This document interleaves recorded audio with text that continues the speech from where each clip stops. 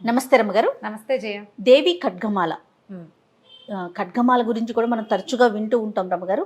నిత్యం పఠనం చేస్తే మంచిదని చెప్తూ ఉంటారు కదా, అసలు ఎలా చదువుకోవాలి, దీని యొక్క విశిష్టత ఏంటండి? ఖడ్గమాల చాలా ప్రత్యేకమైంది, చాలా పవర్ఫుల్, చాలా విశేషమైంది. ఒకసారి చేస్తేనే అత్యద్భుతమైన ఫలితాన్ని ఇస్తుందని చెప్తారు. దాంతోపాటుగా ఇది కామ్యంగా చేసుకోవచ్చు, ఏదైనా ఒక ప్రత్యేక కోరికని పెట్టుకుని చేసుకోవచ్చు అని. అయితే ఖడ్గమాల అంటే మామూలుగా చూడు, ఖడ్గం అంటే ఏమిటి? కత్తి. చాకు కాదు, కత్తి. బాకు కూడా కాదు, చంద్రహాసం పొడుగాటిది ఖడ్గము అంటే. వరలో పెట్టుకుని తీసేది. అవును. ఖడ్గం ఒకటి ఉంది నీ దగ్గర, నువ్వు చీకట్లో ఎవ్వరూ తోడలేకుండా ఆ కత్తి పుచ్చుకుని వెళ్తుంటే నీకు ధైర్యంగా ఉంటుంది. అవును. అమ్మో ఎవరన్నా దొంగడత మన దగ్గర కత్తి ఉందిగా అనిపిస్తుంది. అదొక ధైర్యం. ఒక జంతువు ఎదురొస్తుంది, కత్తుంది. మనిషి ఎదురొస్తాడు, కత్తుంది. ఎవరు రారు, తోడు కత్తి, అంతే. ఖడ్గం ఉంటే అలా ఉంటుంది. ఖడ్గము అంటే సింగిల్, ఖడ్గమాల అంటే ఖడ్గాల దండ, కత్తుల దండ. కత్తుల దండ. ఆ కత్తుల దండ అండగా ఉన్నవాడి పరిస్థితి ఏమిటి? బ్రహ్మాండం కదా, సైన్యం ఉన్నట్టు. కత్తుల దండ ఉందంటే వాడి దగ్గర సైన్యం ఉంది. అట్లా పనిచేస్తుంది ఈ స్తోత్రం.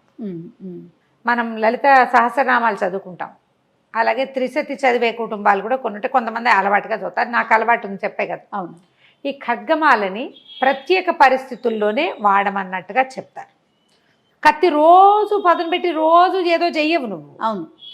ఎవరు చేస్తారు కత్తితోటి నిరంతరము పని? ఎవరైనా క్షత్రియుడు, రోజువారీ రాజోచిత విద్యలు నేర్చుకునేవాడు, ప్రాక్టీస్ ఉండాలి. కాబట్టి మనలాంటి సామాన్యులు ఏం చేయాలి? దాన్ని పైన పెట్టి చూసుకుంటూ ఉండాలి, అవసరమైనప్పుడు తీయాలి, అంతే. ఇది ఒక కామన్ రూల్గా పెట్టుకోండి. నిత్యము అనుసంధానం చేసుకుని రోజుకొక్కసారి చదువుకోవచ్చు. అలవాటుగా అమ్మవారి స్తోత్రాలు చదువుకునే వాళ్ళు ఖడ్గమాల కూడా చదువుకోవచ్చు. ఓకే. విశిష్టత ఏంటి చెప్తారు. ఇంతకీ ఈ ఖడ్గమాలలో ఏముందంటే, ఖడ్గమాలని సాక్షాత్తు శ్రీ విద్యగా చెప్తారు. అది శ్రీచక్రం. శ్రీ విద్య అంటే అమ్మవారిని ఆరాధించే విద్య. సమయాచారం అంటే పూర్తిగా అమ్మని సాత్విక ధోరణిలో ఆరాధించే విధానంలో ఈ శ్రీచక్రాన్ని ఆరాధన చేస్తాం. ఈ శ్రీచక్రాలు రెండు రకాలుగా కనపడతాయి మనకి. ఒకటేమో ఇట్లా మేరు ప్రస్తారం, పైకి ఉన్నట్టు. అవునవును. ఆవరణలు ఉండి ఇట్లా పైకి కొసతేలు ఉండేది.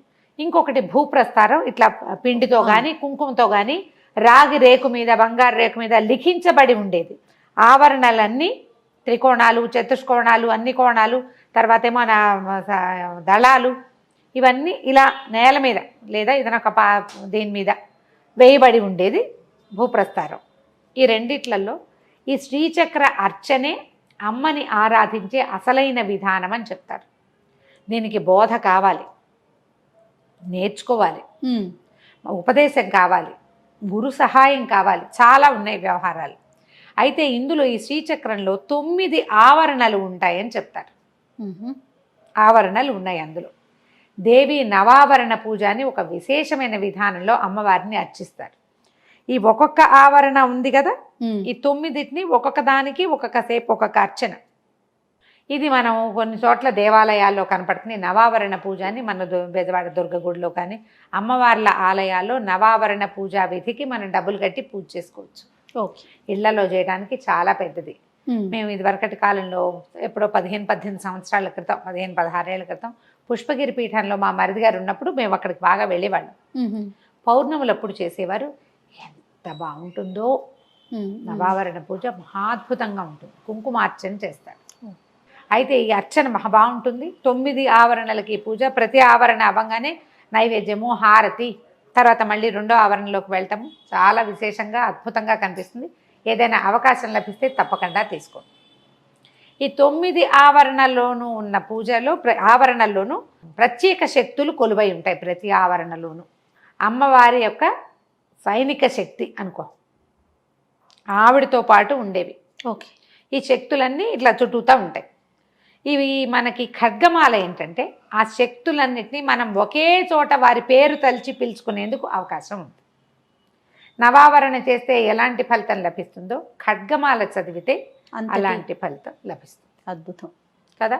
అయితే ఇప్పుడు దాంట్లో మన మామూలుగా మనం ఒక స్తోత్రం ఏదైనా చదువుకున్నాం అనుకో, విష్ణు సహస్రనామం చదువుతామా, అందులో ఫలశ్రుతి ఉంటుంది, ఉత్తరపీఠిక. ఉమ్, ఉమ్. ఈ స్తోత్రం చదివిన వాళ్ళకి పిల్లలకి రోగాలతో ముచ్చితే రోగాత్ బద్ధో ముచేత బంధనాత్ అని చెప్తారు.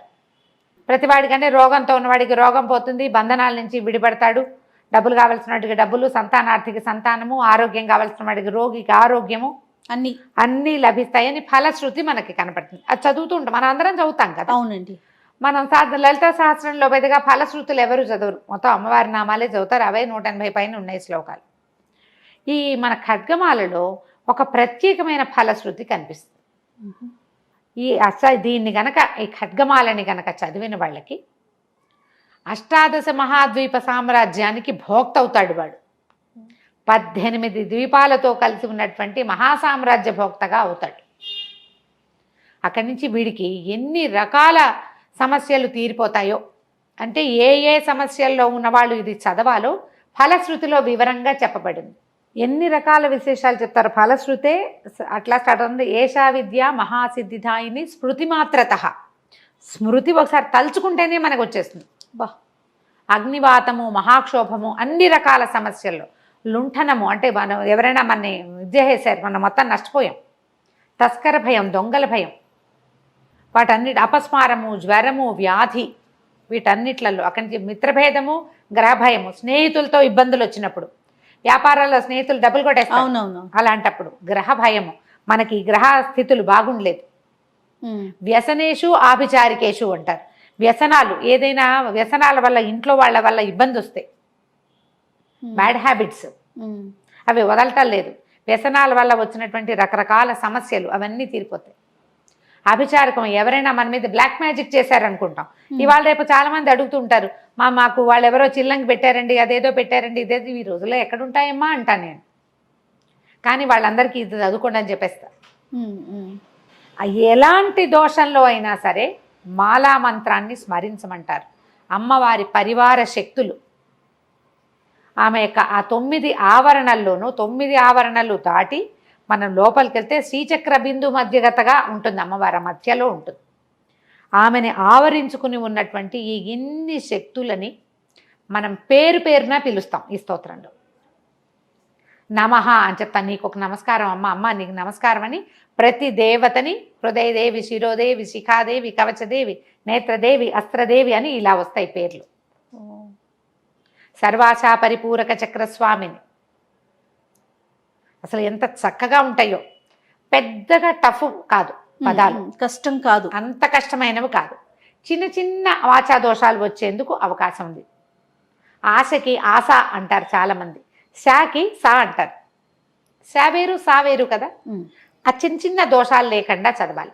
ఓకే, దోషాలు కనుక లేకుండా చదివితే ఈ ఖడ్గం మన చేతిలో ఉంటుంది.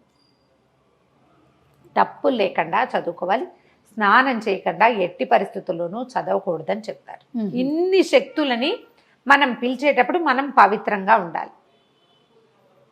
ఎప్పుడు పడితే అప్పుడు మధ్యాహ్నాలు జ్ఞాపకం వచ్చినప్పుడు కాకుండా శుద్ధిగా స్నానం చేసి ఒక సమయం పెట్టుకుని పొద్దునో సాయంత్రమో కొంచెం పంచదార పాకమో లేదా పానకమో, పటిక బెల్లం పానకమో, బెల్లం పానకమో చేసి పక్కన పెట్టుకుని అంత వడపప్పు చేసుకుని చదువుకోవచ్చు. ఓకే, రోజువారీ ఒకసారి చదివేటప్పుడు మీ మామూలు నిత్య నివేదన సరిపోతుంది.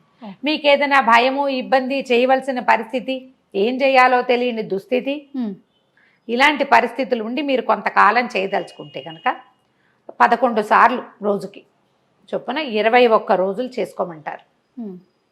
నేను 3 సార్లు చేస్తాను జయ. దసరాల్లో రోజు 3 సార్లు, అది పొద్దున 3 సార్లు, సాయంత్రం 3 సార్లు అవుతుంది. 2 పూట్ల అర్చన చేస్తాం కదా, కాబట్టి పొద్దున సాయంత్రము చేస్తాను. ఈ మామూలు రోజుల్లో ఒకసారి, రోజువారీ ఓసారి చదువుకోవడం. అన్ని స్తోత్రాలతో పాటు కనకధార, రామరక్ష స్తోత్రము, వాటితో పాటు వెంకటేశ్వర రావలంబం, వాటన్నిటితో పాటు ఇది కూడా చదివేసుకుంటాం. మనకు అలవాటు అయిపోతే ఎక్కువ సమయం ఏమీ పట్టదు. అన్ని నామాలే కదా, శ్లోకాలుగా ఉండవు. ఓ 2 పేజీల ప్రోగ్రామ్ మొత్తం అలవాటు చేసుకుంటే మనకేంటంటే పిల్లలకి బ్యాడ్ హ్యాబిట్స్ ఉన్నా, భర్తలకి బ్యాడ్ హ్యాబిట్స్ ఉన్నా, నీకు ఎప్పుడైనా ఏదైనా ఒక మందు వేసుకోగానే తగ్గుతుందా? కొంత సమయం ఇవ్వద్దు, శరీరానికి ఇవ్వాలి కదా రమ్మగారు, ముందుగా ఇవ్వాలి. పైగా ఇప్పుడు డోలో లాంటివి వేసుకోగానే తగ్గిపోతుందండి అంటాం. ఒక 5-6 గంటల తర్వాత మళ్ళీ మామూలుగా మళ్ళీ మామూలు వచ్చేస్తుంది కదా, దాన్ని కూడా మనం రిపీటెడ్ గా వాడుకోవాలి. వాడుకోవాలి. తగ్గడానికి కొంచెం సమయం పట్టినట్టే, కొద్దిగా సమయం తీసుకున్నా కూడా మన సమస్యలు తీరిపోతాయి. ఒకసారి మన సమస్య తీరిందనుకో, దీన్ని అలవాటుగా ఉంచుకోండి మీతో పాటు. అంతే. ఎవరైనా చదవచ్చు, స్త్రీ పురుష వయో భేదాలు లేవు. లేవు, ఎవరైనా చదవచ్చు. మీకు తప్పులు ఉన్నాయి అని అనిపిస్తే ఎవరైనా పెద్దవాళ్ళ దగ్గర ఈజీగా మీ పురోహితుడు ఆయన దొరుకుతాడు. అవును అవును.